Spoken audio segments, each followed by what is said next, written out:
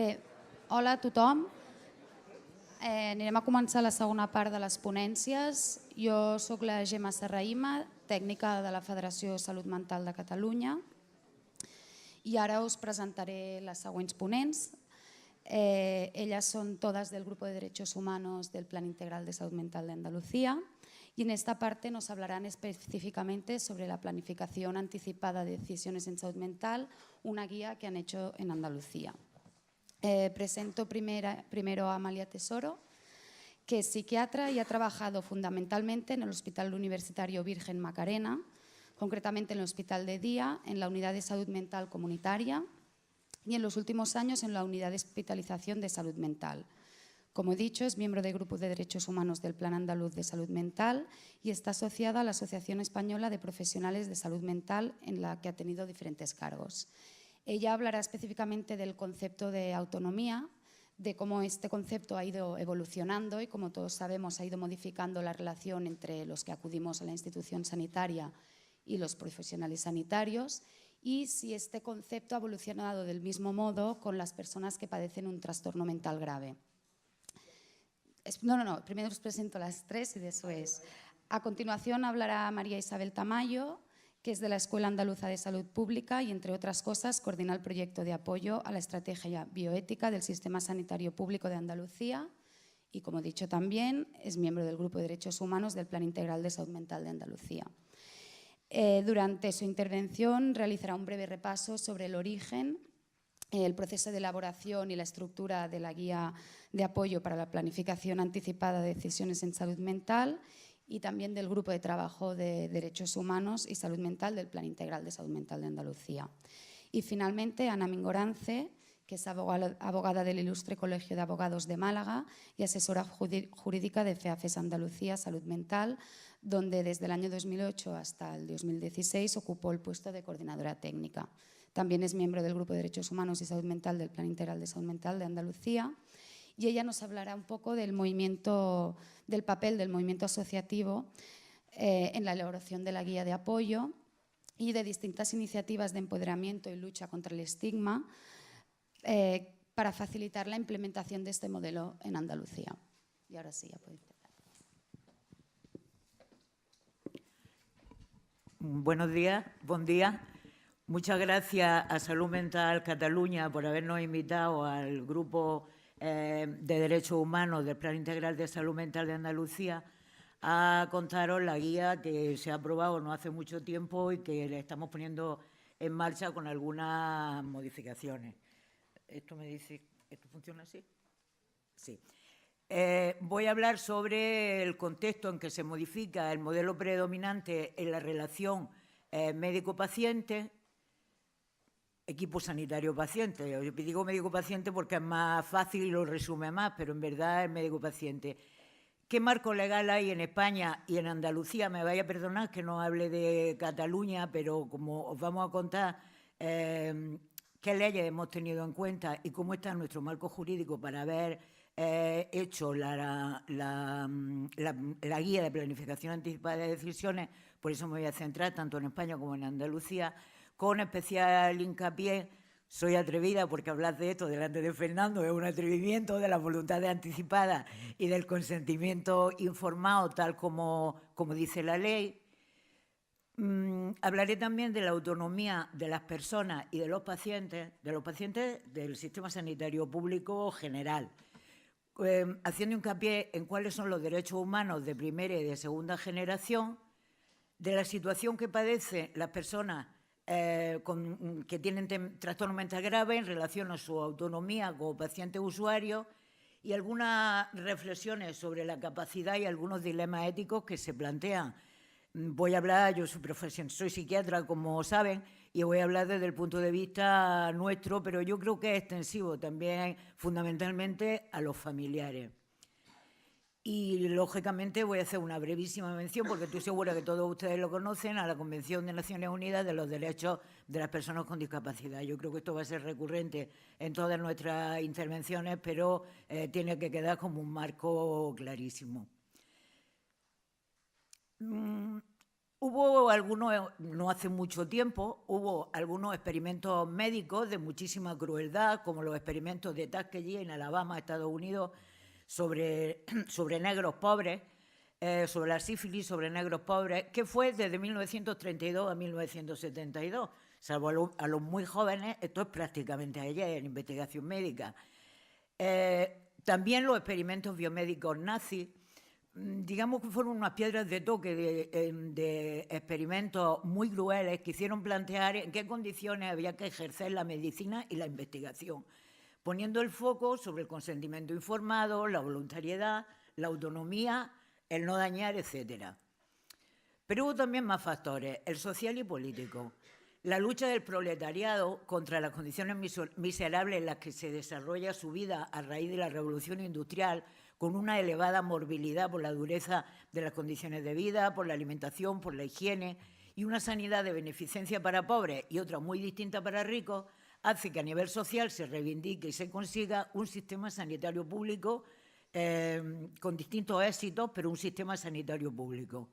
Por otra parte, el factor personal, nunca las cosas complejas son simples de origen, y el factor personal y de reivindicación del ser como sujeto hace que el paciente quiera ser reconocido en la consulta en su condición de sujeto personal e individual, escuchado en su condición de sujeto lingüístico y comprendido en su condición de sujeto biográfico. Estos elementos que he nombrado, el experimento de Tuskegee, las exigencias personales, los factores sociales, los experimentos biomédicos nazis, constituyen la piedra de toque para conceptos relativamente modernos como es la autonomía del paciente, el consentimiento informado, la libertad de elección, el derecho a la privacidad y a la confidencialidad, el derecho a no ser discriminado en función del sexo, etnia, la orientación sexual o las creencias, el derecho a elaborar las voluntades anticipadas, esto es de la segunda mitad del siglo XX. Y, en definitiva, para haber transitado desde un modelo relacional personal sanitario-paciente vertical e infantilizante hacia él o ella, a un modelo horizontal más propia de las relaciones adultas en una sociedad democrática. En el 1974 las cosas no ocurren porque sí. En el 1972 acabó el experimento Tuskegee por una filtración a la prensa, no fue porque todo el mundo dijera, uy, qué mal nos estamos portando con estos pobres negros, sino porque se filtró, cierto, se filtró a la prensa y entonces aquello fue muy escandalizante para la sociedad. Y a los dos años se empezó a hablar del informe Belmont, que se elaboró en Estados Unidos entre el 74 y el 78, 1974 y 78, conocido como el informe Belmont, pero el título, digamos, institucional son los principios éticos y pautas para la protección de los seres humanos en la investigación, y es un documento de referencia de los principios de la bioética. Tiene tres elementos. El primero es que hay que distinguir entre práctica clínica, que pretende curar o mejorar a una persona, e investigación, que lo que pretende es probar una hipótesis. Digamos que en ese sentido, el personal sanitario, para mejorar, tenemos más amplitud en cuanto a actuaciones clínicas que la investigación, que como es probar una hipótesis, digamos que hay que estar más recortado. Tiene tres principios éticos básicos. Uno es el respeto a las personas, deben ser tratados como agentes autónomos y las personas con autonomía disminuida tienen derecho a ser protegidas. Otro, el de beneficencia, que es primar el bienestar de las personas objeto de investigación. Y otro, el de justicia, la igualdad entre las personas, evitando realizarla solo entre las más vulnerables o bien socialmente, es decir, porque sean pobres, o por tener la autonomía disminuida. Esto tiene bastantes aplicaciones, lo he resumido en tres. Uno, que hay que plantearse que el consentimiento de la persona objeto de investigación tiene que ser un consentimiento consciente. ¿Qué significa consentimiento consciente? Que tenga información, que tenga comprensión y que tenga voluntariedad. Que el investigador tiene que evaluar el riesgo-beneficio. y siempre se tiene, digamos, se tiene que inclinar la balanza a favor del beneficio.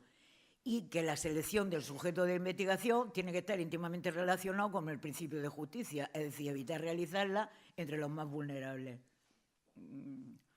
Sé que lo de la gestación subrogada es un tema muy polémico, pero aquí quizás se podría plantear, aunque esto es para investigación. Como decía Fernando antes, los principios éticos están muy bien, yo creo que conforman conciencia y eso es muy importante, pero lo que hacen los derechos son las leyes. El marco legal en España que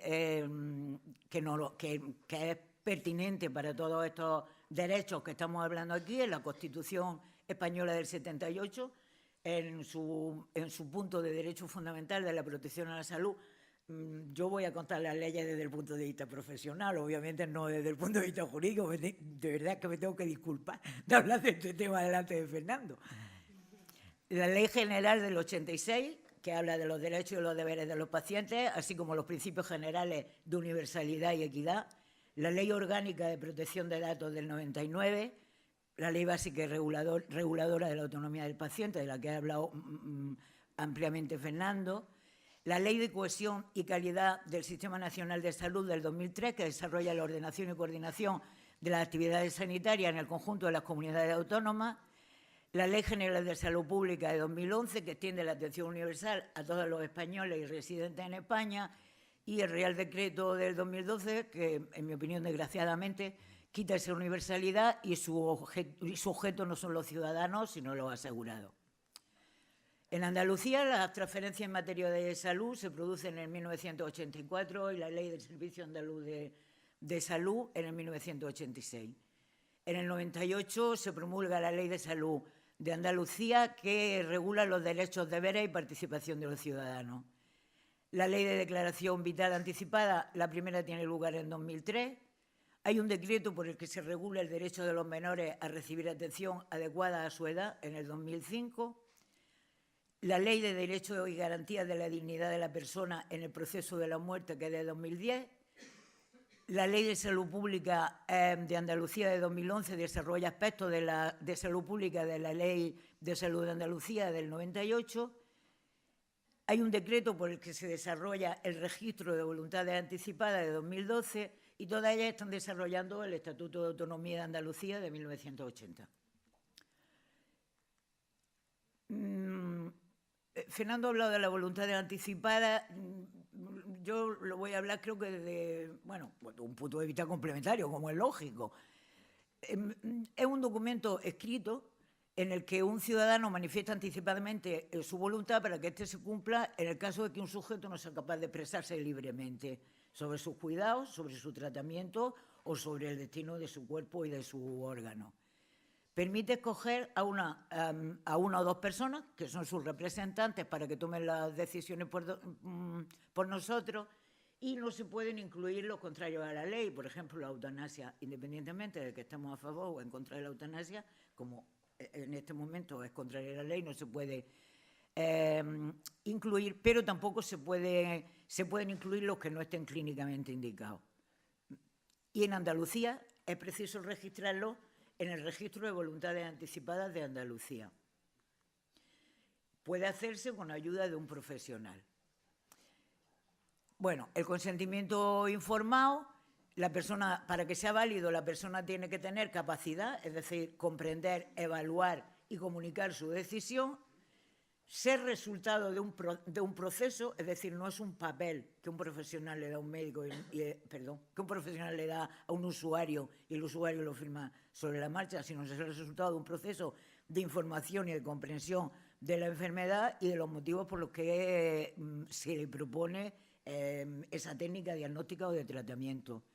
Tener información, que sea voluntario, que sea una decisión libre,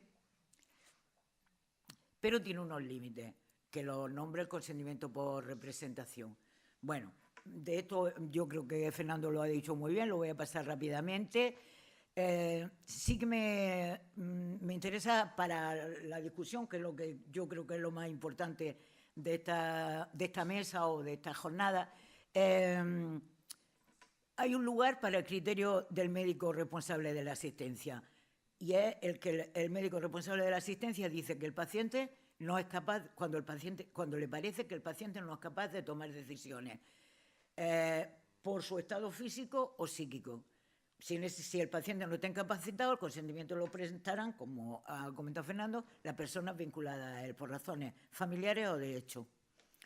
Cuando el paciente esté incapacitado legalmente, con la salvedad que ha hecho Fernando, se le informa, yo creo que eso es obvio, y cuando sea menor de edad, el consentimiento lo darán sus representantes legales después de haber escuchado su opinión, si tiene 12 años cumplidos, antes solamente sus padres, bueno, o sus representantes, y con 16 años cumplidos no cabe, o incapacitado o maduro, decía Fernando antes, no cabe prestar el consentimiento por representación. Creo que es importante que tengamos en la cabeza que digamos, no sé si esto es un disparate jurídico, pero yo creo que por entendernos, la mayoría de edad sanitaria es a los 16 años, salvo la interrupción voluntaria del embarazo. Aunque, desde luego, en caso de actuación de grave riesgo, según el criterio del facultativo, los padres serán informados y su opinión será tenida en cuenta para la toma de decisiones. En el momento actual está desdibujada la diferencia entre persona y paciente. Antes era muy claro, cuando uno entraba en la consulta del médico o a ingresar en un hospital, la consideración de persona te la dejaba en la puerta y pasaba a ser un paciente. Ya veremos qué tipo de relaciones posibilitaban esto. Pero, sin embargo, en este momento, la Organización Mundial de la Salud define la autonomía como la capacidad para tomar decisiones y gestionar la propia vida. En este punto, los derechos humanos, o de esto emana que los derechos humanos se definen como de primera generación, que si hubiera que resumirlo en una palabra, sería la palabra libertad de expresión, el derecho a la vida y a la propiedad, son valores propios de la Revolución Francesa, y de segunda generación, que si tuviéramos que resumirlo en una palabra, sería de capacidad. Capacidad para gestionar tu salud, bienestar, alimentación, vivienda y derecho a servicios sociales, que son los propios del estado del bienestar. Lógicamente, todos estos cambios y toda esta evolución que ha habido en distintos conceptos ha tenido su reflejo en la relación médico-paciente. Insisto, yo creo que la relación médico-paciente también ha evolucionado. Ahora no es solamente relación médico-paciente. Los pacientes, los usuarios, como le queremos llamar, se relacionan también con el enfermero, con el equipo, por supuesto, con el psicólogo, que es otro facultativo, pero bueno, en fin, con él o la trabajadora social. Pero la verdad es que la bibliografía, la más interesante, se refiere a la relación médico-paciente. Creo que todavía no está tan extendido el tema de los equipos, que quizás sea incluso una relación más, bueno, quizás no, sin quizás, que es una relación más compleja como para que haya bibliografía. Les mandé un artículo sobre esto porque me parecía que era lo básico de esta intervención. El modelo paternalista. En esta relación, el médico-paciente se considera que el criterio objetivo está en poder del médico. Bueno, digamos que esta es la concepción del médico brujo y la más tradicional en relación al médico. Y es él, o ella, más él, porque es más antiguo, que sirve para determinar qué es lo mejor. No es necesaria la participación del paciente y la autonomía, bueno, la autonomía no es tal, porque se limita a asumir los valores objetivos definidos por el médico. El modelo informativo se llama también científico-técnico del consumidor. El objetivo de la relación médico-paciente es proporcionar al paciente toda la información relevante y las distintas alternativas. Con sus riesgos y sus beneficios, el paciente escoge. Distingue entre hechos y valores y concibe la autonomía del paciente como el control del mismo sobre la toma de decisiones médicas.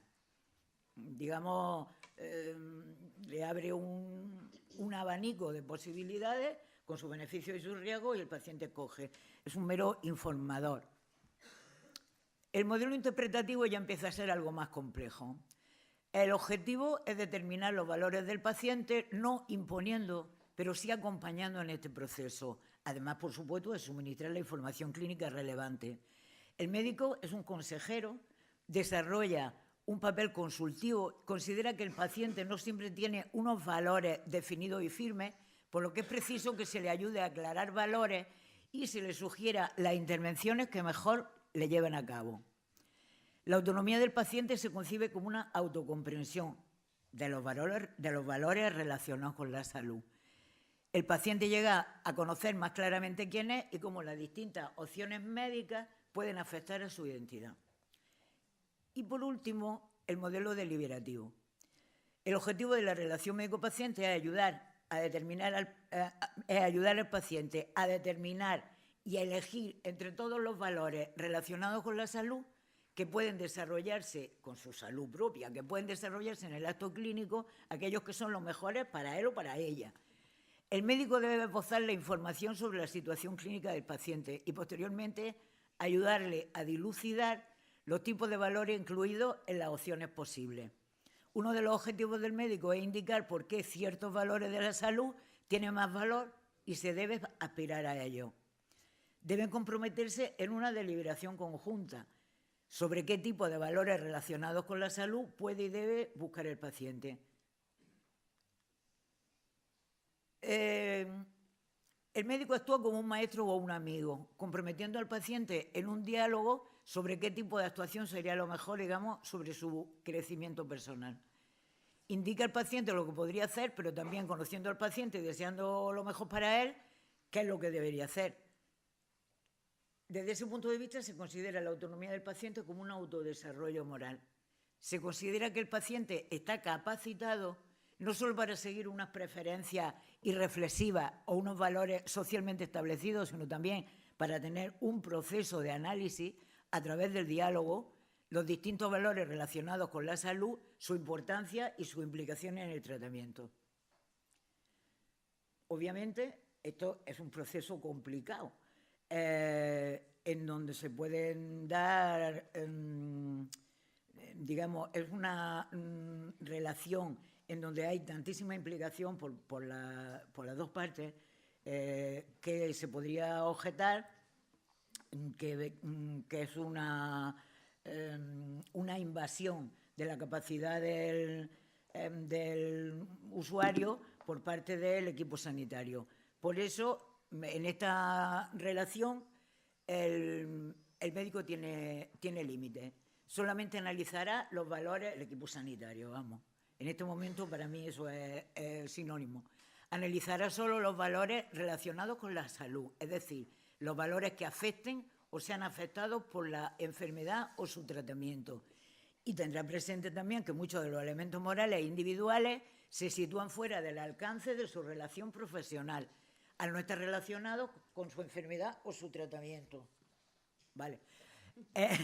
No debe ir más allá de la persuasión moral, evitando la coacción, y será el paciente quien defina su vida y seleccione el orden de los valores que va a asumir. Al comprometerse en esa deliberación, médico y paciente juzgan la utilidad y la importancia de los valores asociados a la salud aplicados a la persona de forma individual. Bueno, estas son las diferencias entre los cuatro modelos. Cuatro modelos que quiero explicitar que no son modelos, que son modelos que a veces se solapan. Esto, digamos, que es un ejercicio académico para que los diferenciemos. Mi opinión, ¿cuál es? Que hay que tender al deliberativo. Creo que es el que más hace crecer tanto al usuario como al personal sanitario. Me parece que desde ese punto de vista es muy enriquecedor. Como más limitado el tiempo, no lo voy a contar, pero vamos, que esto lo dejo a vosotros y ya está, si os interesa. ¿Qué pasa con las personas que padecen un trastorno mental o que sufren un trastorno mental grave? ¿Están teniendo la misma autonomía en la toma de decisiones que el resto de la ciudadanía? No parece. Se le hacen ingresos involuntarios, se le hacen, no hacemos, vamos, incapacitaciones todavía, contenciones mecánicas.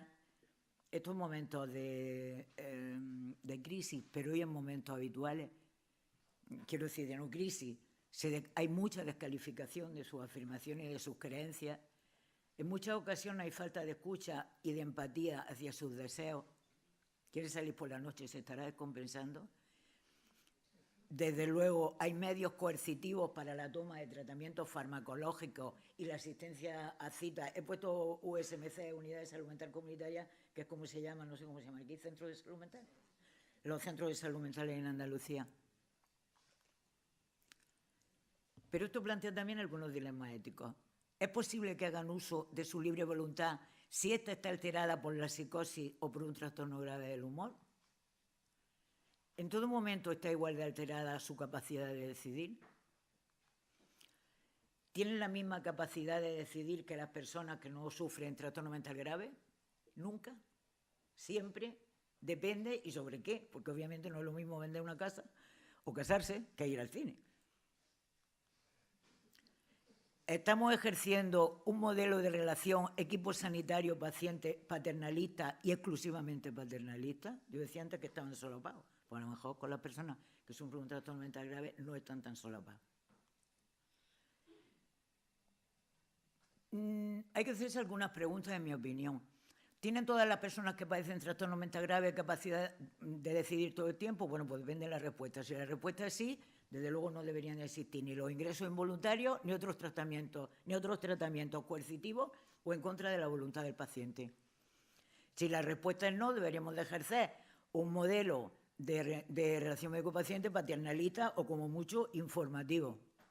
Y si la respuesta es a veces sí o a veces no, dependiendo del momento evolutivo de la enfermedad, deberíamos procurar, me refiero desde el punto de vista del personal sanitario, deberíamos procurar que se respete la voluntad de la persona que padece trastorno mental grave en el caso de que en un momento no pueda decidir.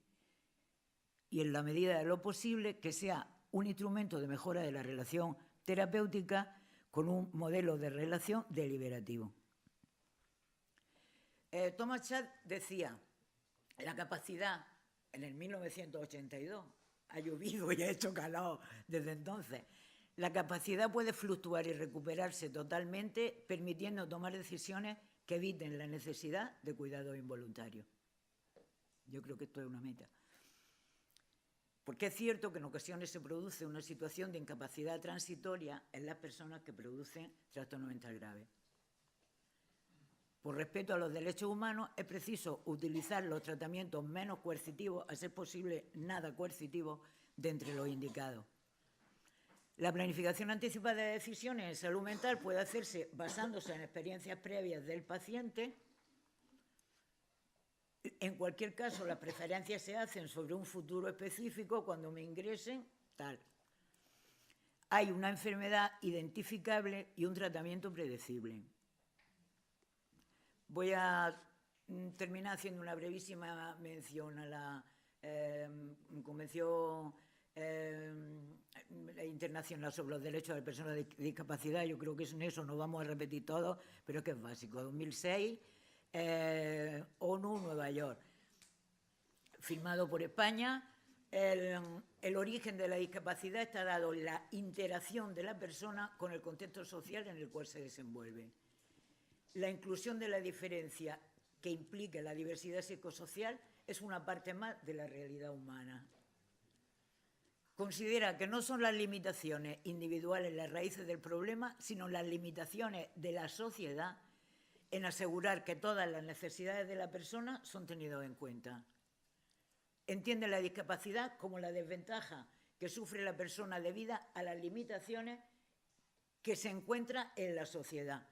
El problema está en el entorno y ahí es donde hay que actuar. El artículo 12 significa un cambio de paradigma. La sustitución en la toma de decisiones, que significa las incapacitaciones, que como decía Fernando, a ver si somos capaces de acabar con ellas, que es una pérdida de autonomía total, al apoyo en la toma de decisiones, salvaguardando la capacidad y la autonomía. A las personas con trastorno mental grave se les presupone legalmente capaces de tomar sus propias decisiones y tienen derecho a la libre determinación respetada en igualdad de condiciones con las personas en los entornos de salud general. Se obliga a los Estados partes a adoptar las medidas pertinentes para proporcionar a las personas con discapacidad acceso al apoyo que puedan necesitar en el ejercicio de su capacidad jurídica. termino dando las gracias con la portada de la planificación anticipada de decisiones, con nuestra guía de apoyo. Muchas gracias.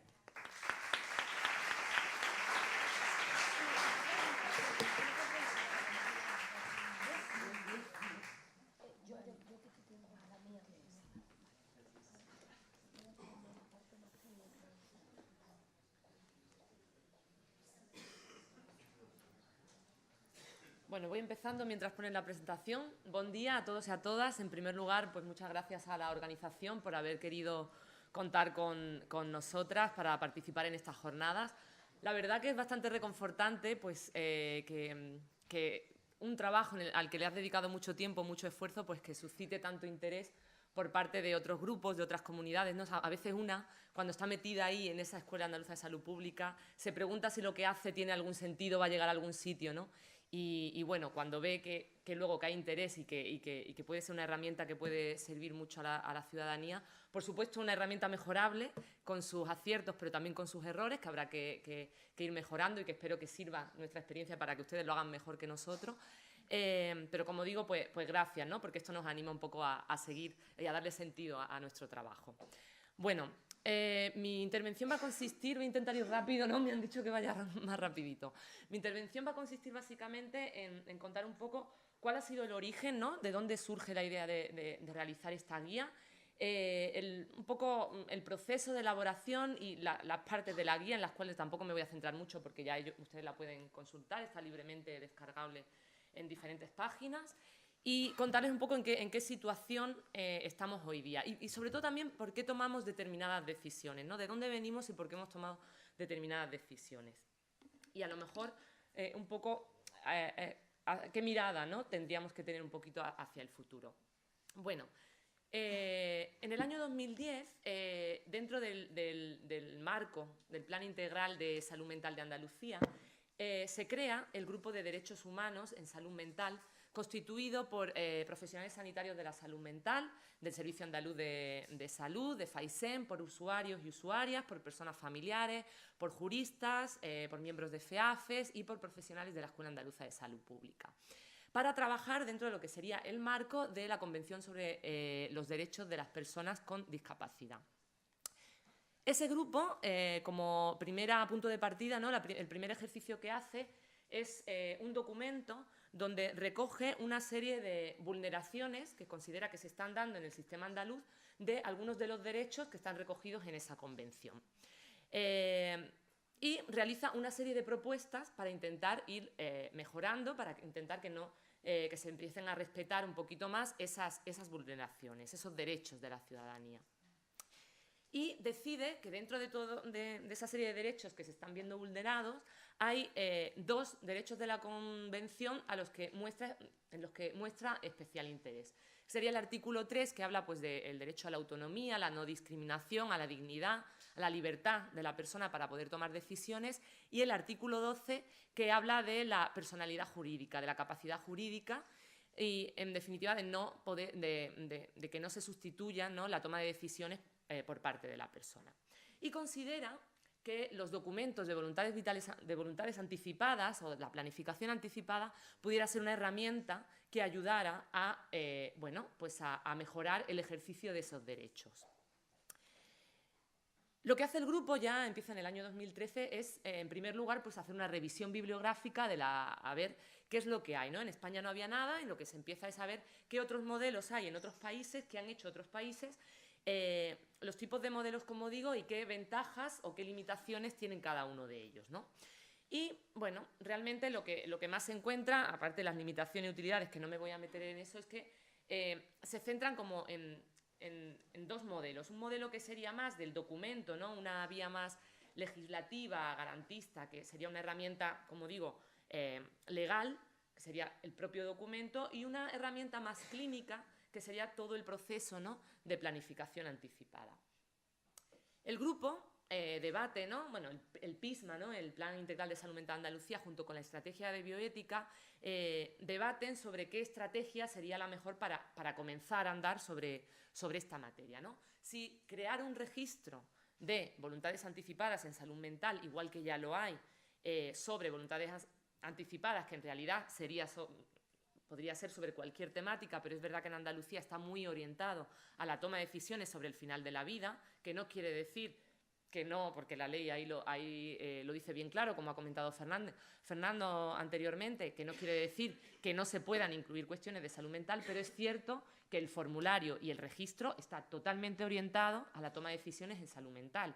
Y los registradores y registradoras, la formación que tienen es en esa materia. Por lo tanto, esto en un principio era una limitación también, que a lo mejor eso es una cuestión que hay que trabajar y que hay que cambiar, ¿no? Y entonces se optó esa vía de a crear un registro, crear un formulario que fuera por decreto y tal, igual que lo hay, digamos, como digo, en materia del final de la vida, de toma de decisiones al final de la vida. O otra vía era, bueno, pues comenzar con una introducción de lo que es la planificación anticipada de las decisiones en salud mental en el ámbito clínico y que estas decisiones quedaran registradas en la historia clínica digital, ¿no? Bueno, el PISMA al final decide que las dos vías son importantes, que habría que ir trabajando paralelamente en las dos vías, pero que a corto plazo se va a trabajar en promover el uso de la planificación anticipada, en crear una guía, en sensibilizar y que esto quede recogido en la historia clínica. Y más a medio o largo plazo ir viendo otras vías que tuvieran que ver más con el registro y con una vía más legislativa o garantista, ¿no? ¿Por qué? Yo les voy a contar un poco por qué se toman en un momento dado algunas de las decisiones, ¿no? Las voluntades anticipadas surgen en Estados Unidos en la década de los 60, 70. Fue un abogado, Louis Kurner, quien propone en el año 67 el primer modelo de lo que se llamó testamento vital, o que sería hoy más o menos una voluntad anticipada. Estaban orientadas principalmente a la toma de decisiones al final de la vida y lo que intentaban era que personas que quedaban, por ejemplo, en un estado vegetativo de forma indefinida, no estuvieran 20 o 30 años o 15 o lo que fuera en aquella época, ya con la tecnología cada vez eran más años, en esa situación de manera indefinida, ¿no? Pues de esta forma, dejando constancia en un documento escrito, se podía proceder a retirar medidas, porque hasta entonces los profesionales sanitarios no se les permitía retirar esas medidas, ¿no? Se podía considerar negligencia. A partir de una serie de casos, ¿no? El caso de Karen Ann Quinlan, en el año 72 se aprueba la primera ley que regula estos documentos en el estado de California.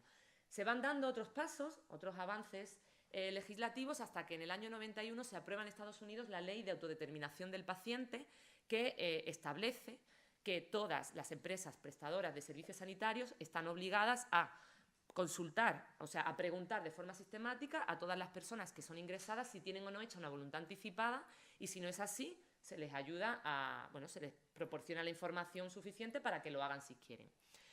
A partir de ahí, pues bueno, en Estados Unidos hoy día todos los estados y a nivel nacional tienen reguladas las voluntades anticipadas, se empiezan a regular en Canadá, en Australia, más tarde llegan a Europa.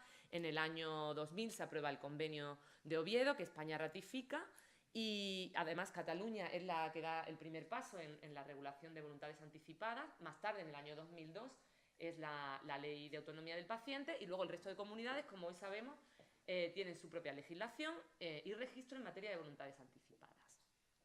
Sin embargo, yo les voy a contar un estudio, es el estudio SUPPORT, es un estudio muy importante que se hizo en Estados Unidos, que empezó en el año 89, implicaba más de 9.000 pacientes en 5 hospitales, que lo que quería era conocer cuál era el final, cómo mejorar la toma de decisiones al final de la vida. Y tiene diferentes intervenciones, pero una de ellas era que una enfermera o diferentes profesionales de enfermería, entrenarlos para trabajar las voluntades anticipadas con los pacientes, para que los pacientes hicieran voluntades anticipadas. Y antes de que concluyera el estudio, empiezan a publicar artículos, porque es un estudio muy potente, tiene como más de 100 publicaciones, y una de las conclusiones a las que llega este estudio es que las voluntades anticipadas, el tener hecho una voluntad anticipada, realmente no mejora la toma de decisiones al final de la vida. Y que realmente el firmar estos documentos no mejoraba estos procesos de final de vida.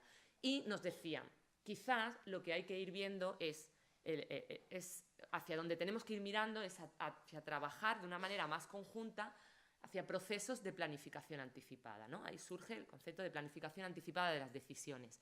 Y el Hastings Center, que es uno de los centros referentes de la bioética, publica otro artículo también y nos dice, igual que no podemos reducir el proceso de consentimiento informado a la firma de un documento, tampoco podemos reducir la toma de decisiones al final de la vida, y yo ahora aquí lo aplicaría, la toma de decisiones en salud mental, a poner 4 cruces en un documento, sino que hay que ir más allá, hay que comunicarse.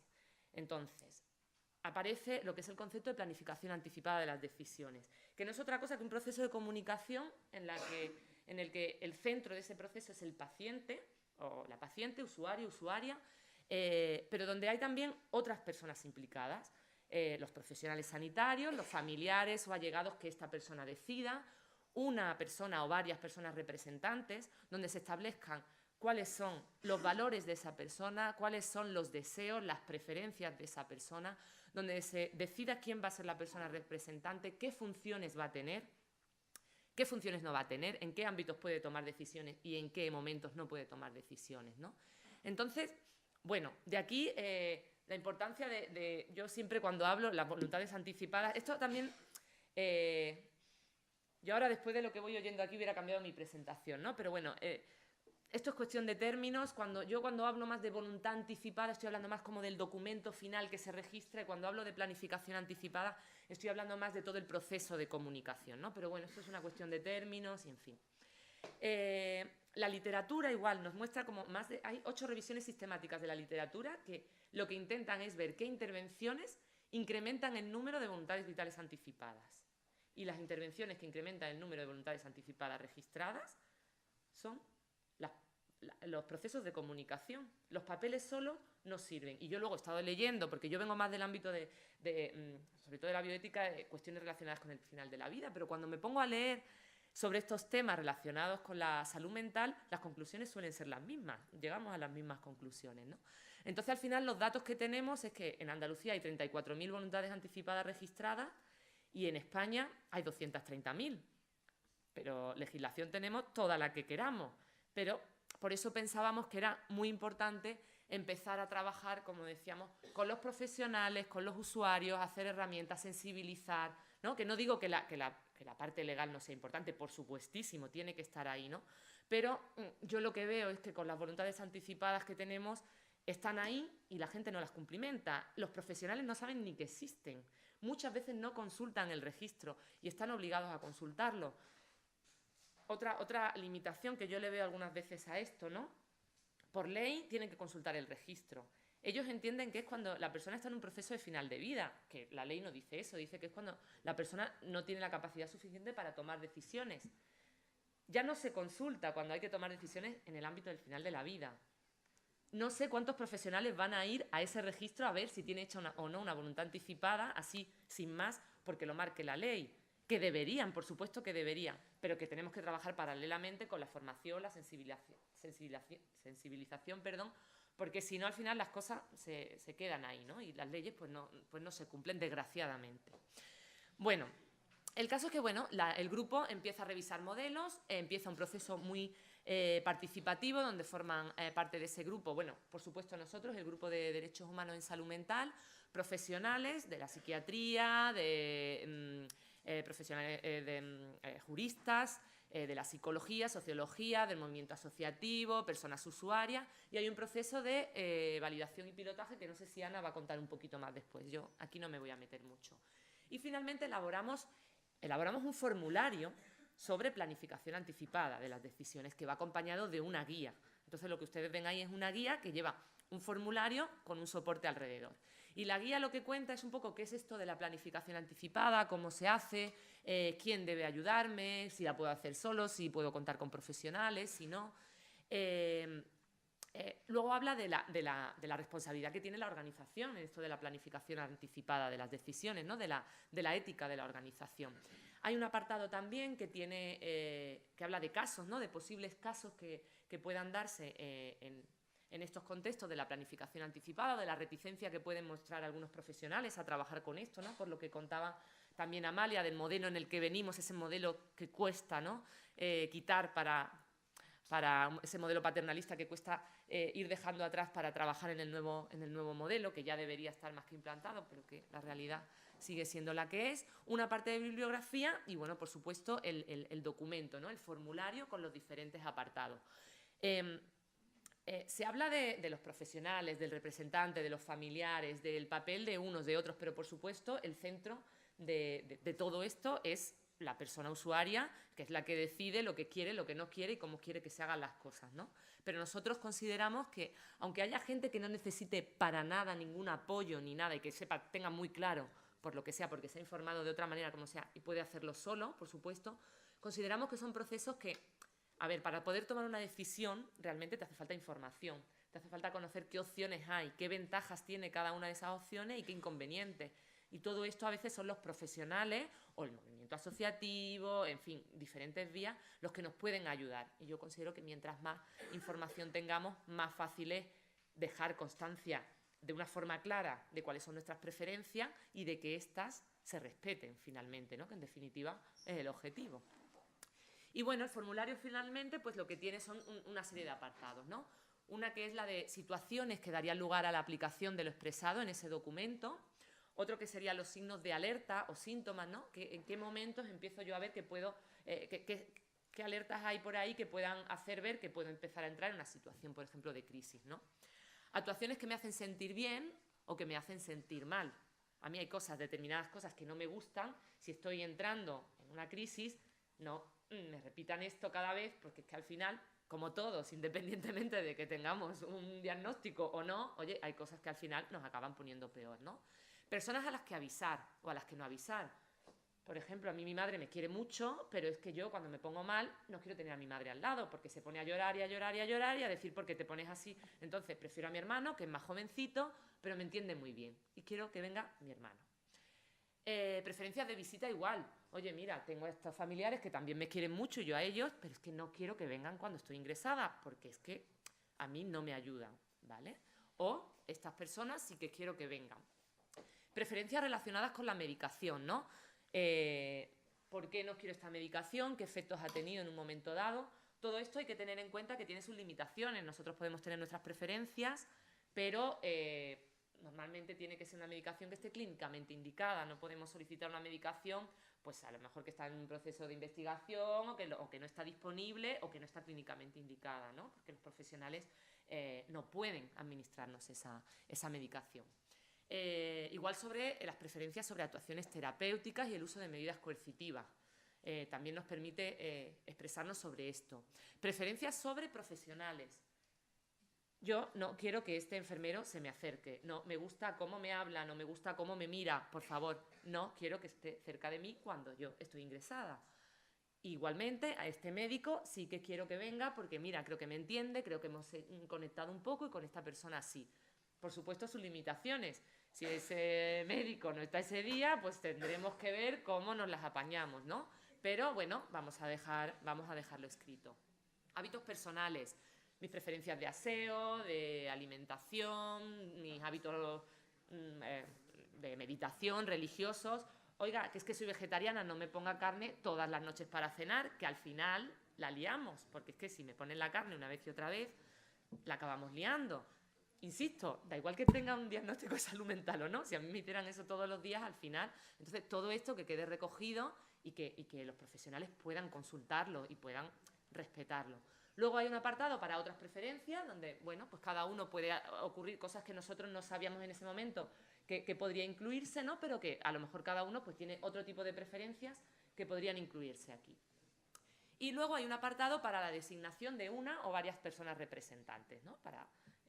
Como decía antes Fernando, esta es una opción, por supuesto, libre, pero que consideramos que es recomendable porque, bueno, a veces con esto de las voluntades anticipadas podemos escribir una voluntad anticipada muy amplia, pero a veces está Murphy ahí para que justo nos encontremos ante una situación que no estaba ahí recogida, ¿no? Entonces, bueno, esa persona tiene la función de velar para que se cumpla lo que está ahí recogido en esa voluntad anticipada y para interpretar qué querríamos nosotros en aquellas situaciones que no estén explícitamente recogidas en el documento, ¿vale? Y luego, pues, la fecha de cumplimentación y la fecha de actualización. Es un documento que se puede modificar, rectificar o revocar tantas veces como se desee. Ahora mismo en Andalucía, a ver, esto también. En Andalucía tenemos, como en el resto de comunidades, un registro autonómico sobre voluntades anticipadas. Ahí normalmente, hasta ahora, la mayoría de voluntades que se registran, porque el formulario está orientado a toma de decisiones al final de la vida y todas las intervenciones sobre las que hay que clicar, la donación de órganos y tal, tienen que ver con la toma de decisiones al final de la vida, pero al final hay un espacio donde, digamos, que se podría escribir lo que quisiéramos. Ya hay casos de esto, ¿no? Hay gente con problemas de salud mental que ha registrado su voluntad anticipada, pero esto tiene sus limitaciones, ¿no? Y era lo que hablábamos en ese debate que teníamos.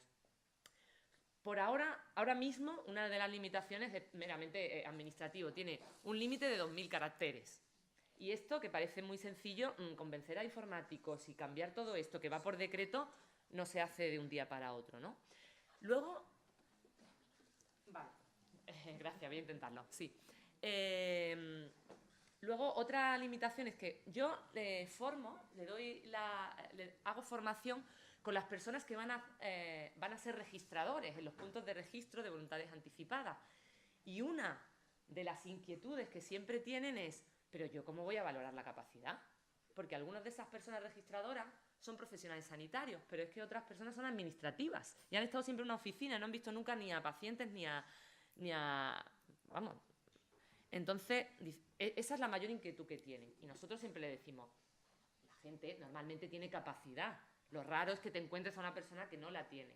Pero claro, la formación que tienen hasta ahora es para este tema. Entonces, que no digo que no se tenga que hacer, pero entonces habría que hacer otra estrategia, otra vez, de sensibilización, formación. Pero ahora mismo es una limitación. Si yo voy a hacer mi voluntad anticipada con una persona de ese registro, la información que me va a dar, y luego, si además le digo que tengo un diagnóstico de enfermedad mental, puede que me ponga pegas. Que no digo que esté bien, pero puede que me ponga pegas, porque ellos ya les tiembla el chiringuito cuando dicen tengo que evaluar la capacidad de una persona que no tiene ningún diagnóstico. Si encima ya tiene un diagnóstico, ¿cómo sé yo? O hace algo que no considere que es lo normal para él, pues entonces a lo mejor le dice que no puede hacer la voluntad anticipada. Estos son limitaciones y cuestiones que hay que resolver, con las que tenemos que trabajar en Andalucía. Y ahora mismo nosotros lo que optamos era por la vía de hacer la guía y ese formulario que está dentro de la guía, recogerlo dentro de la historia clínica de Andalucía.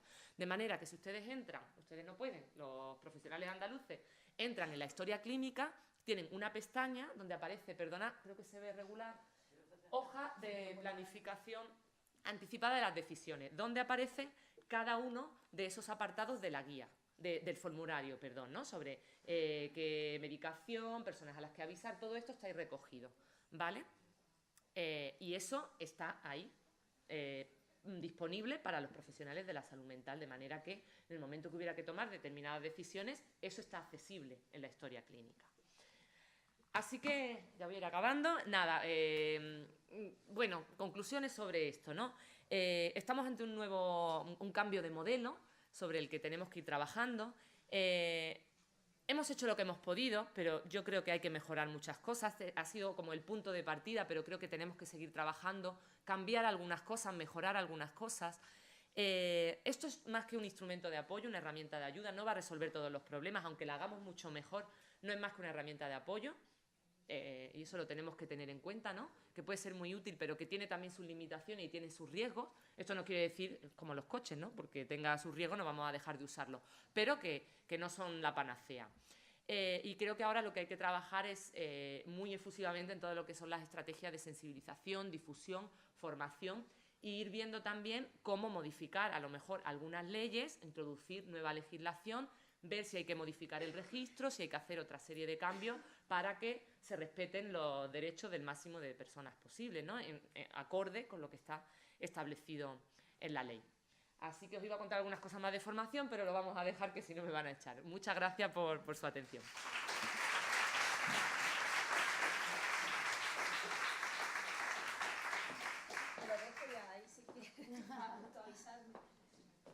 Bueno, buenas tardes, ya casi van a dar las 12 en un ratito. Agradecer a nuestra federación amiga y y compañera de FEAFE Salud Mental Cataluña. Yo vengo de Andalucía, de la Federación de Familiares y Usuarios también de Salud Mental. En Andalucía tenemos un movimiento asociativo de usuarios que funciona de manera independiente, que tiene una red ya asociativa local amplia y con un nivel de movilización importante. Pero en FEAFE Andalucía nosotros también tenemos un comité de usuarios que forman parte de la Junta Directiva, que tienen voz, voto y una participación esencial en la toma de decisiones de todo lo que se hace en la federación. Cada año hacemos una planificación de todas las actividades que se van a hacer a nivel regional y las decisiones se toman entre todos, técnicos, familiares y usuarios, porque nosotros estamos en el punto de vista de que al final hay muchos casos en los que la familia no ayuda, pero en la gran mayoría de las ocasiones una familia bien formada, informada y que facilite el empoderamiento y la recuperación de la persona, al final ayuda mucho más a recuperarse en el entorno, en tu comunidad y en tu entorno familiar, que muchas veces con familias, ya lo digo, bien formadas, bien atendidas y también empoderadas y en la conciencia de la situación que están viviendo, ayuda mucho más por lo que vemos que una ruptura entre el entorno y la propia persona, salvando siempre situaciones excepcionales que también las vivimos, que también sabemos que nos ayudan en determinados momentos. Mi papel aquí no es como jurista, ahora estoy ejerciendo y estoy en la federación llevando la asesoría. Ha venido más como la participación del movimiento asociativo, porque para nosotros el cambio de paradigma que todo el mundo está repitiendo aquí es fundamental y era fundamental que el movimiento asociativo participara, tanto el de usuarios como el de la familia. Yo estaba en ese grupo como técnico, pero también había familiares. Y en ese debate en el que se empezaron a consensuar todo este tipo de herramientas, pues salieron los miedos. Los miedos que normal que tenga alguna familia, en concreto la familia que participó en algunas de esas reuniones, pues mostraba la inquietud de decir, que Fernando me va a decir, es que da igual la inquietud que tenga, que realmente en puridad y por derecho no tiene que importar, pero sí que en el fondo, si todo el entorno está en el mismo barco y estamos todos sintiendo que este es el momento de decir, oye, es vuestro derecho, tenéis que tomar las riendas de vuestra vida y nosotros tenemos que estar preparados para eso, hacía falta que el movimiento de familiares, que también contamos con usuarios, fuera consciente y participara en esta herramienta. Porque si todos no ayudamos, esto no sale para adelante. Y hay una mezcla de situaciones que es verdad que generan miedo. Y lo que salió en ese debate, porque nos hicieron muchas dinámicas de grupo y salió todo, ¿no? Salía ese miedo a decir, oye, ¿y si mi hijo pone que no me avisen a mí? Y claro, yo entiendo que dice, oye, esto es que hay que cumplirlo. Si dice que no te avisen, no te avisan. Pero también hay que comprender la realidad de cada situación. Yo decía, y si es de un recurso de Faisen, no vais a avisar a Faisen para que Faisen deje de buscar a esta persona, que a lo mejor estaba en Granada y está ingresado en Marbella. Pues esos son los miedos normales que tienen que salir y que dice, ayer anoche cenando con Amalia me decía, oye, pues no se avisa. Y digo, bueno, pero es que, no sé, esto es la connotación que trae todo este tipo de herramientas, que por derecho, si tú dices que no te avisan, no te tienen que avisar, y es verdad, pero también hay que valorar todas estas situaciones que se generan, y tú dices, pues no avisa a Faisen, tiene a media Málaga buscando a esta persona, que a lo mejor ha decidido voluntariamente irse a Marbella, o media Granada buscándolo y está en Marbella. Oye, yo digo, ¿no hay alguna manera, quitando el derecho de aquí, ¿vale?, a nivel social, de decir, está bien, está atendido? Bueno, si quitas derecho no estamos aquí, pero, mamá, ves que os voy a transmitir, hablando en plata, lo que se vivieron en esas reuniones, porque si os planteáis hacer este tipo de herramientas, al final os va a salir eso, si contáis con el movimiento asociativo. Es que os lo van a decir, os lo estarán diciendo ya. Y yo lo tengo que decir porque lo viví. Otra cosa es que si esa persona está bien, me decía Amalia ayer, pues si no quiere que avise a la madre por algo será. También es verdad, pero di tú que no sé. Bueno, os planteo todos los miedos que se han generado en este grupo de trabajo. Y también los digo porque esto fue en 2013-2014 y a día de hoy, en el mes de octubre, FEAFE Andalucía ha organizado un curso de formación de planificación anticipada de decisiones. O sea, que la Junta Directiva, la Asamblea del Movimiento Asociativo de Familiares y Usuarios ha decidido apostar por esto sin ningún miedo y además transmitiendo, y se va a transmitir tanto la guía como las indicaciones que da Fernando y el formulario, para que todos aquellos que quieran formular sus instrucciones previas, lo hagan y además lo hagan al nivel de la exigencia que debe tener este derecho. Que realmente es verdad que si no está excluido de la ley, lo tienen que hacer y lo tienen que hacer y lo tenemos que hacer todos convencidos. Y si no estamos convencidos, es verdad que nos tenemos que salir ya del movimiento asociativo y nos tenemos que desapuntar, como dice mi primo chico, de este tipo de movimientos, ¿vale? Entonces, partiendo de ahí, para que notéis cómo todos estamos evolucionando conjuntamente, que de los miedos que salieron en la escuela, ahora montar cursos para que la gente del movimiento asociativo de usuarios empiece ya a hacer sus instrucciones previas, con las consecuencias que sean y que tenga que haber para todo el mundo. Pero es que si no empezamos a elevar el nivel todos de dignificar a las personas con problemas de salud mental, nos va a afectar a todos, porque hasta que no consigamos que reclamen sus derechos, aquí nadie se mueve. Y lo vemos porque he estado trabajando con el tema del circo de los horrores, intentando elevar la categoría del horror con reclamaciones, con demandas y con solicitudes judiciales, y nos encontramos enfrente el estigma y la desinformación y el desprecio, que el estigma suena mejor que el desprecio que yo estoy viendo y que estoy viviendo cuando comento temas de salud mental. Entonces, o todos elevamos el nivel de respeto a esos derechos fundamentales o no vamos a ningún sitio. No se cambiarán las cosas, no se mejorará la atención y no se empezará a respetar un poco la autonomía y las decisiones del colectivo.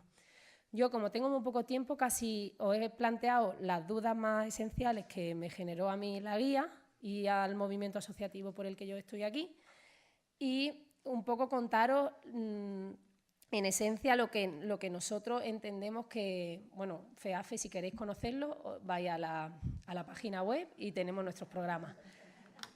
Porque es que en verdad hay poco tiempo, ¿no? Entonces,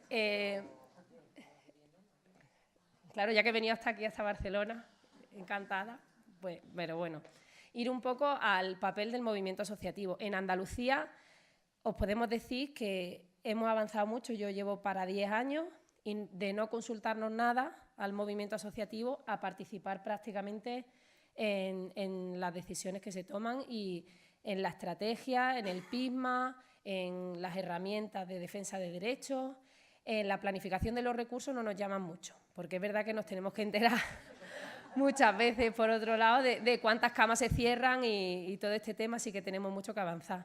Pero sí que a nivel ético, de estrategia y de filosofía, sí que se está contando con el movimiento asociativo. Otra cosa que no hagan mucho caso o menos o regular. Pero bueno, que el papel nuestro, en el fondo, lo ofrecemos a los profesionales y a los que estáis aquí como apoyo, como ayuda, como colaboradores de vuestro trabajo. Sí que estamos intentando trabajar en formación y en sensibilización para que nos veáis como una herramienta que os va a facilitar el trabajo, porque lo que he dicho al principio, si la familia está formada y viene de hacer un programa de formación de escuela de familia en alguna red del movimiento asociativo, os van a llegar a vuestros recursos con una experiencia diferente, conociendo otras situaciones, con un nivel de carga emocional más baja que la que a lo mejor os encontraríais si no hubieran tenido contacto con nadie y es la primera vez que tienen a su familiar con este problema de salud.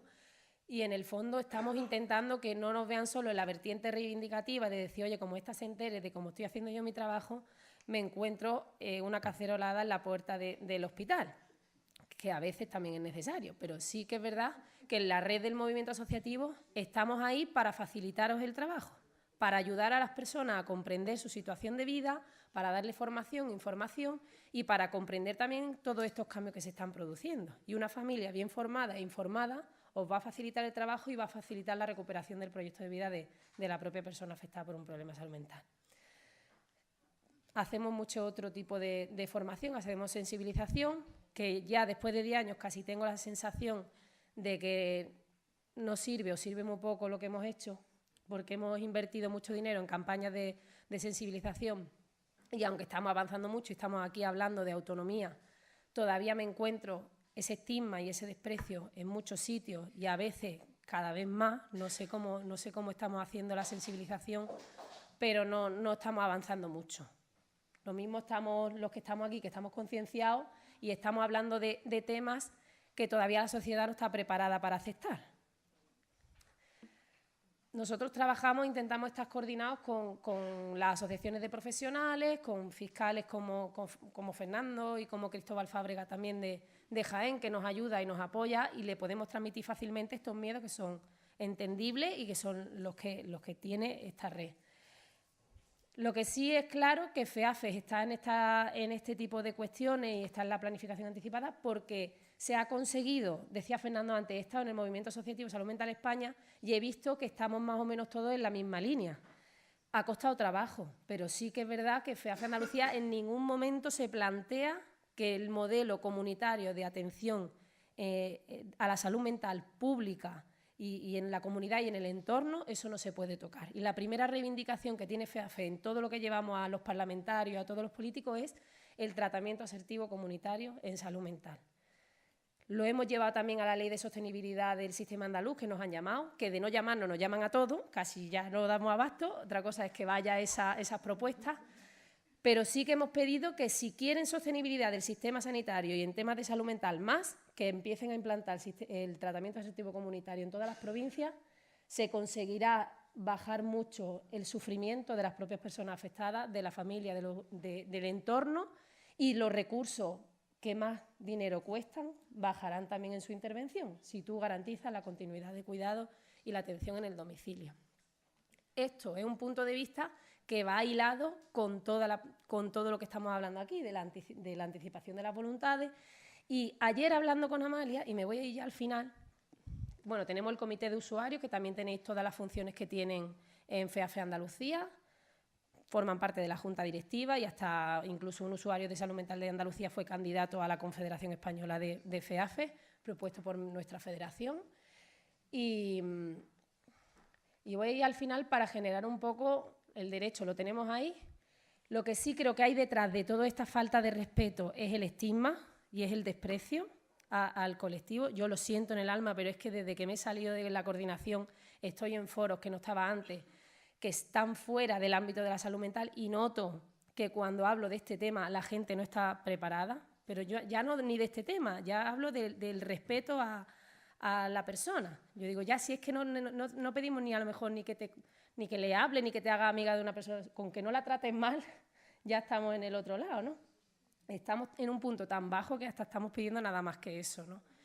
El estigma está detrás y las campañas de sensibilización y de formación a profesionales también de la salud son fundamentales, porque nosotros nos lo creemos todo y esta guía que tiene la carencia de que a lo mejor le falta un poquito llegar a toda la red de profesionales de salud mental, que yo creo que es una asignatura pendiente que tiene, que todos lo conozcan y que todos se lo crean, pues haría falta que fuera acompañada de formación y de sensibilización también, porque todavía está por ahí el sustrato del estigma.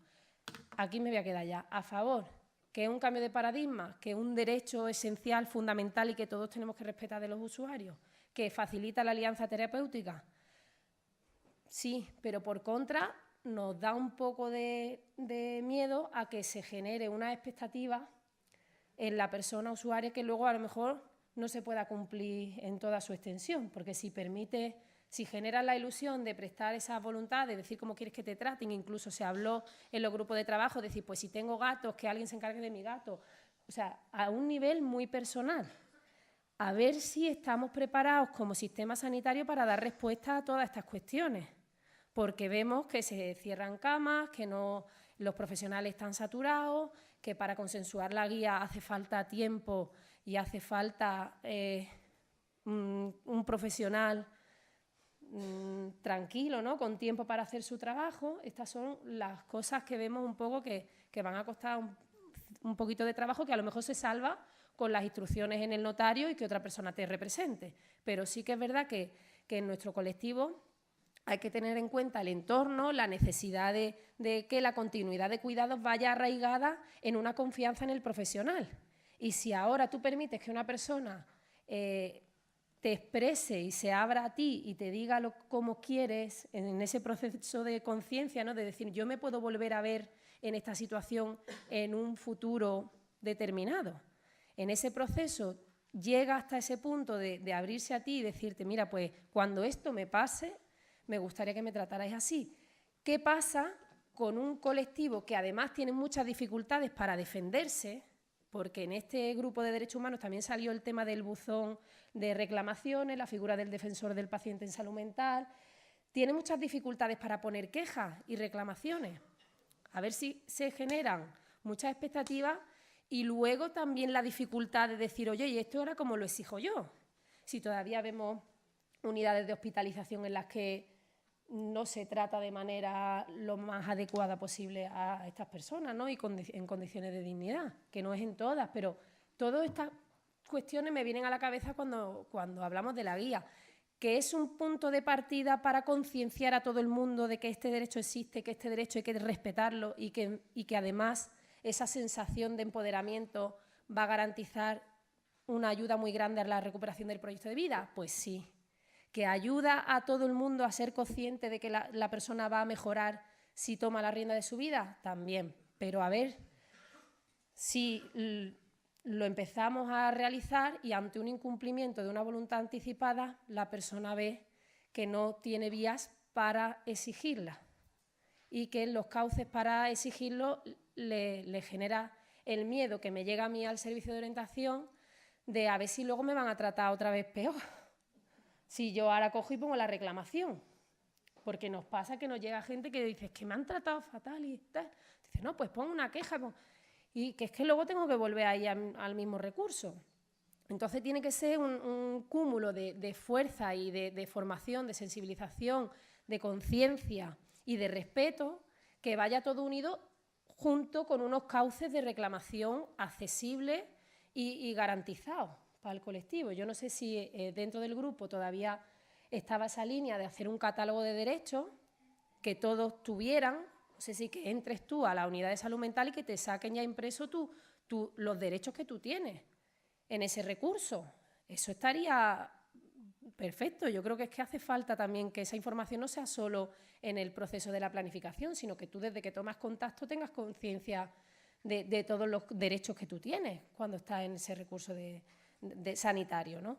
Entonces, el empoderamiento, el cambio de paradigma y como herramienta de sensibilización a los profesionales y de conciencia del cambio de modelo de relación. Pero sí que me genera la otra parte de decir, oye, vamos a hacer otra herramienta de que se puedan defender ante cosas mucho más graves que les están pasando. Porque hay veces que se están vulnerando otros derechos muy graves y que no tienen cauce de reclamación. Y este es un derecho gravísimo también, que como ha dicho Fernando, es de lo más fundamental, el de la libertad, pero todavía se producen situaciones muy graves que no tienen herramientas, que las tienen, pero que no sienten que las puedan utilizar y tienen miedo. Entonces, todo eso hay que trabajarlo y hay que mejorarlo. Y que si se lleva al extremo el documento, sin tener en cuenta el entorno, si nos pilla un profesional que en el trabajo de la planificación de voluntades, por lo que sea, no voy a decir la palabra permite porque no le tiene que permitir, él tiene que poner lo que quiera, el usuario o la usuaria. Pero si en ese trabajo refleja unas voluntades que dentro del contexto de la persona puede generar mayor tensión o una ruptura de las alianzas que ya tiene creadas, pues no lo sé hasta qué punto eso puede generar algo que no se había creado y que se podía haber solucionado de otra manera. Todo esto, y ya lo dejo aquí, desde el punto de partida que he dicho al principio, que yo me lo creo, que creo que esto es un derecho, que esto hay que llevarlo hasta el final, pero que necesitamos avanzar en muchas otras cuestiones que nos van a hacer poderlo garantizar de verdad y que además tengan los recursos necesarios. Yo digo, yo llevo al extremo que no se llame a nadie y que no avisen a la persona con la que vive ni nada. Pero eso lo puedo hacer, y el tema de la medicación, por ejemplo, también.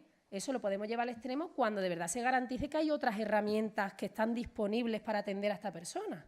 Lo llevamos al extremo cuando tú le puedas dar a esta persona una casa, un monitor que le caiga bien, que se lleve bien con él y que pueda ir a la casa, que haya continuidad de cuidado, que esté todo bien, que esté todo perfecto. A nivel social, a nivel de derechos hay que cumplirlo sí o sí, y si no, no vamos a avanzar nada. Pero que luego me salen todas estas cuestiones que me generan toda esta tormenta de ideas que se me han venido a la cabeza. Pero que si no lo hacemos, no íbamos a avanzar en nada. Así que yo estoy contenta por haber participado, la federación está de familiares y usuarios está en otro rollo ya, hablando en plata. Estamos ya todos en el mismo barco, así que animaros a que os pongáis a plantearos todas estas cuestiones y que además, si la gente que está bien y que está estable quiere hacerlo, animarles. Nosotros vamos a hacer el curso en octubre, ya os comentaremos cómo ha ido, y le prometí a Fernando que íbamos a preguntar el número de voluntades anticipadas, bueno, que iban a hacer, pues si tenemos 25 usuarios y usuarias haciendo el curso, luego haremos un seguimiento a ver cuántos las han registrado e intentaremos además animarlos a que las pidan, que se cumplan, y si no las cumplen, que nos llamen y ya intentaremos poner la reclamación. Así que nada, muchas gracias, nos vemos en los talleres.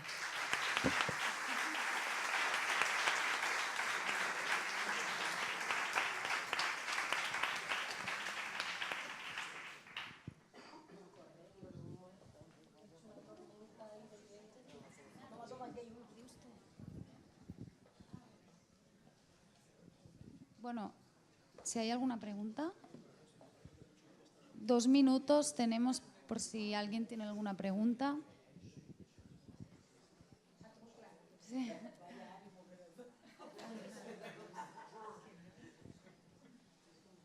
Yo tengo una pregunta también, casi. Yo antes no se la he preguntado a Fernando, pero sí que como uno de los límites de la instrucción previa era la Lex Artis, eso también puede generar, porque la Lex Artis en salud mental ya deja otra vía ahí abierta al paternalismo también, porque en el fondo, pues ve, otra cosa que no estamos de acuerdo, pero bueno, que me ha generado a mí eso también. Vamos a ver. La Lex Artis no es el paternalismo, no tiene nada que ver con la relación, es el análisis que hace un clínico sobre si una persona puede decidir o no. No es basado en evidencias. ¿Qué ventaja tiene, en mi opinión? ¿Qué ventaja tiene esto? Que te lo tengas que plantear. Es decir, a la hora de hacer una intervención en contra, por ejemplo, de una planificación anticipada de decisiones de un usuario o usuaria, tú o yo como profesional me tengo que plantear los motivos por qué lo estoy haciendo en contra. Y si además me lo tuviera que plantear, que eso no me lo tengo que plantear, pero si además me lo tuviera que plantear, cómo lo tengo que defender ante una instancia superior, sea esa jurídica, de la dirección médica, de la comisión de ética, en fin, de lo que diga, pues yo creo que sería mejor todavía, porque lo tendría que elaborar más en mi cabeza y por lo tanto me podría equivocar, obviamente, pero digamos que estaría más pensado y mejor documentado, razonado. ¿Me explico? Por lo tanto, relacionado con esto, lo lógico sería que tuviera que quedar como mínimo por escrito. Que relacionado con esto, lo lógico sería que como mínimo la decisión que toma el facultativo que constara por escrito. O sea, argumente las razones por las cuales se ventila, digamos, las decisiones anticipadas y por lo tanto que quede por escrito, ¿no? Eso está en la guía recogido. Eso está en la guía. Que cuando el profesional no está de acuerdo con una petición que tiene una preferencia que tiene el usuario o usuaria, esa diferencia de opiniones debe quedar registrada por escrito. Vale. ¿Y va para algún sitio? O sea, en este caso queda en la historia clínica. En la historia clínica, muy bien.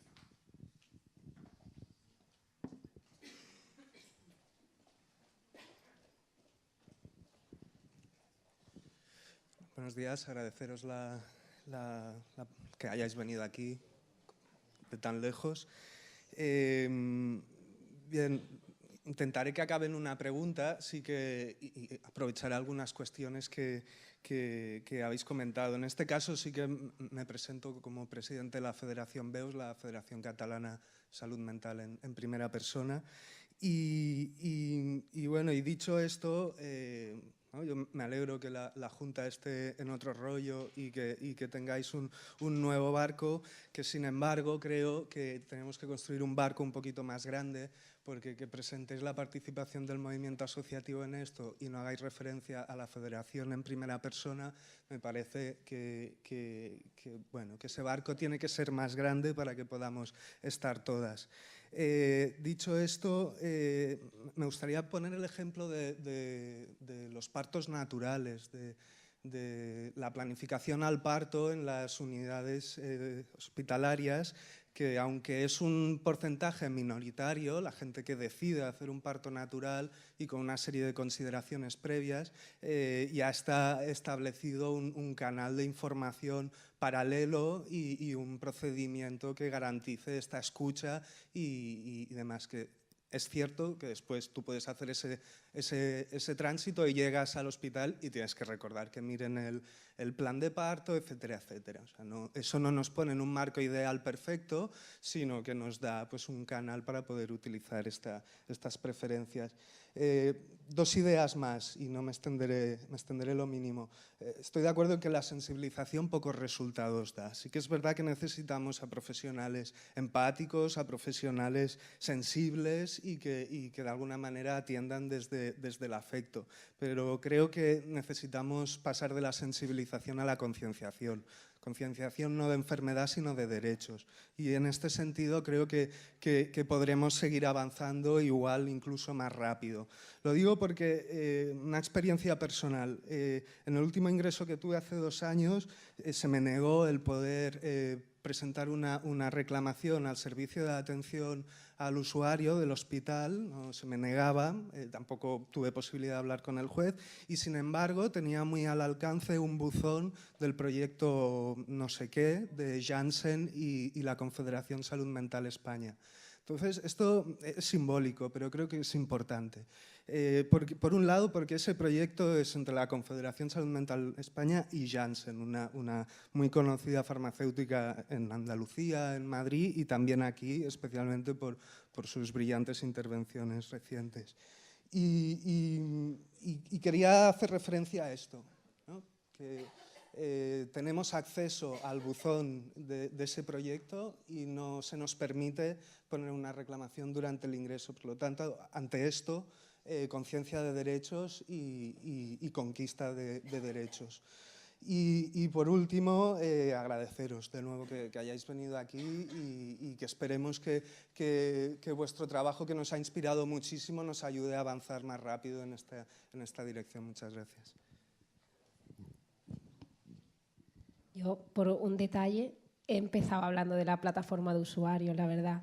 Y yo estoy aquí porque yo he podido venir, pero como somos una plataforma, un grupo, cada vez que hay una petición de presentación de la guía, estamos todos. Está la Federación en primera persona y cuando ha podido ir la Federación en primera persona van ellos y no voy yo. Entonces, yo lo que no puedo transmitir es lo que ellos vivieron en la elaboración de la guía, pero sí que en Andalucía las reivindicaciones además las presentamos conjuntamente en el Parlamento y entendemos que es legítimo y que es muy válido y su voz, la vuestra, tiene que estar siempre por encima de cualquier otra voz en el tema de salud mental.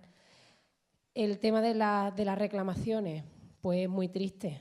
Para mí es muy triste que no tengáis a mano, podéis tener una reclamación fácil, accesible, comprensible y adaptada a la situación que tú estás viviendo cuando estás ingresado en una unidad de salud mental. Y lo de Janssen es para otro día, para otra jornada, ¿vale? Pero bueno. Perdona, ¿me da tiempo contestarle? Que si me da tiempo contestarle por lo de cerrar. Sí, estamos cerrando, pero contestamos. Bueno, ¿hay más palabras? Pues nada. ¿No? Bueno, muchas gracias a ti por tu intervención. Yo quiero decirte que en primera persona estaba también, cortamos un segundo, que en primera persona está también incluida dentro del grupo de derechos humanos del Plan Integral de Salud Mental, como supongo que sabes. Bueno, primero estaba el que era anteriormente su presidente, José Manuel Arévalo, y ahora está la actual presidenta. En Andalucía, por supuesto, es que yo creo, estaba pensando cuando estaba haciendo la intervención Ana, que es verdad que este modelo nos reta a todos. Nos reta hay que hacerlo, obviamente, pero no reta a los profesionales, voy a empezar por nosotros, reta a los familiares, reta en el sentido de inquieta, bueno, también de reta, pero en el sentido de inquieta, pero también inquieta a los usuarios. Yo creo que eso es algo que más vale que lo pongamos encima de la mesa, que no pongamos lo malo fuera y empecemos a decir, no, es que los familiares quieren controlar a los pacientes. Los psiquiatras, porque te voy a contar, que son la encarnación de todos los males. Y los usuarios que están desatinados. Yo creo que no. Yo creo que cada uno nos tenemos que mirar nuestra parte, ver nuestro entorno, que además, más que nadie lo conocemos en nuestro propio. O sea, lo conocemos más que nadie. Y desde ahí yo creo que también ir avanzando. Y desde luego ir avanzando en un barco que yo espero que sea bastante grande también.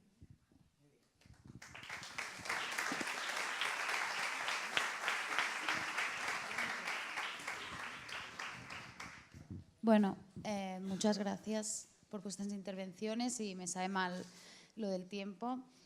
Ahora habrá media hora de pausa, de descanso. Vamos con media hora de retraso, o sea que en vez de empezar los talleres a las 12, van a empezar a las 12:30. Rogamos muchísima puntualidad porque hemos preparado unos talleres que estarán muy bien y esperemos que os quedéis todos a participar porque queremos vuestra opinión de muchas cosas. Y muchas gracias.